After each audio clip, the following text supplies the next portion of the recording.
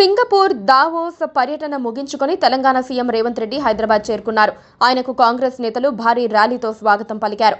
దావోస్లో తెలంగాణ ప్రభుత్వం సంచలనమంటూ ఏ పార్టీ అధికారంలో ఉంటే ఆ పార్టీ బాకా ఊదే మీడియా ప్రచారం చేస్తోంది. 3 రోజుల పాటు దావోస్లో జరిగిన చర్చల్లో దాదాపుగా 1,80,000 కోట్ల పెట్టుబడులు వచ్చాయని ప్రభుత్వం ప్రకటించింది.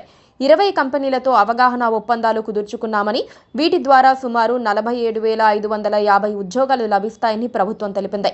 అమెజాన్ 60,000 కోట్ల భారీ పెట్టుబడి ప్రకటించగా, విప్రో, ఇన్ఫోసిస్ కంపెనీలు విస్తరణ ప్రణాళికలు ప్రకటించాయి. సన్ పెట్రోకెమికల్స్ 45,500 కోట్ల పెట్టుబడితో భారీ పంప్డ్ స్టోరేజ్ జల విద్యుత్తు, సోలార్ విద్యుత్ ప్రాజెక్టులను ఏర్పాటు చేస్తామని చెప్పాయి. అయితే రేవంత్ రెడ్డి ఒప్పందాలు కుదుర్చుకున్న సంస్థల్లో ఎక్కువ ఇప్పటికే హైదరాబాద్లో కార్యకలాపాలు నిర్వహిస్తున్నాయి. కంట్రోల్ ఎస్ సంస్థ 10,000 కోట్లతో డేటా సెంటర్ క్లస్టర్ ఏర్పాటు చేస్తామని ఎంఓయూ చేసుకుంది.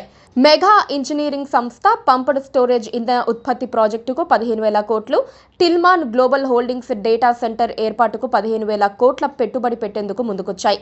హెచ్సిఎల్ టెక్ సెంటర్ హైటెక్ సిటీలో క్యాంపస్ ఏర్పాటుకు, విప్రో గోపన్పల్లి క్యాంపస్లో కొత్త ఐటీ సెంటర్ ఏర్పాటుకు, ఇన్ఫోసిస్ పోచారం ఐటీ క్యాంపస్లో కొత్త సెంటర్ను ఏర్పాటు చేస్తామని ఎంఓయూ చేసుకున్నాయి.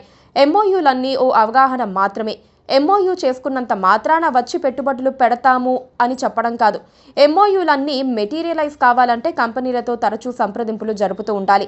ఆ కంపెనీలు సాఫీగా నడుస్తూ తమ పెట్టుబడుల ప్రణాళికల్ని అమలు చేసే దిశగా ఉండగలగాలి. అప్పుడే అవి కార్యరూపంలోకి వస్తాయని చెప్తున్నారు.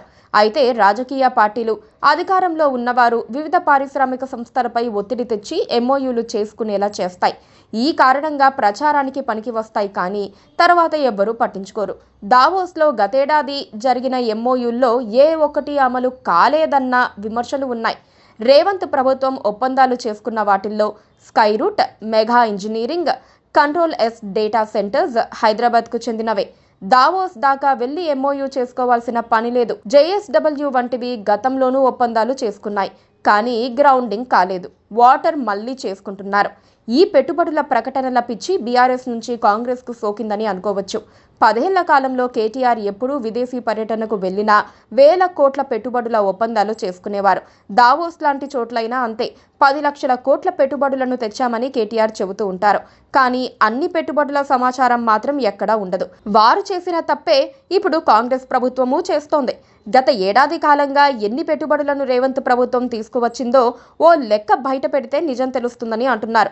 ఎంఓయూలు చేసుకోవడం కన్నా గ్రౌండ్ అయిన పెట్టుబడులే అసలైనవి. ఈ హైప్ పెట్టుబడుల ప్రకటనలు ఆపేసి అసలైన కార్యాచరణ ప్రారంభించాలన్న సలహాలు కాంగ్రెస్ ప్రభుత్వానికి వస్తున్నాయి. Please subscribe to KTV Telugu. KTV Telugu. KTV Telugu.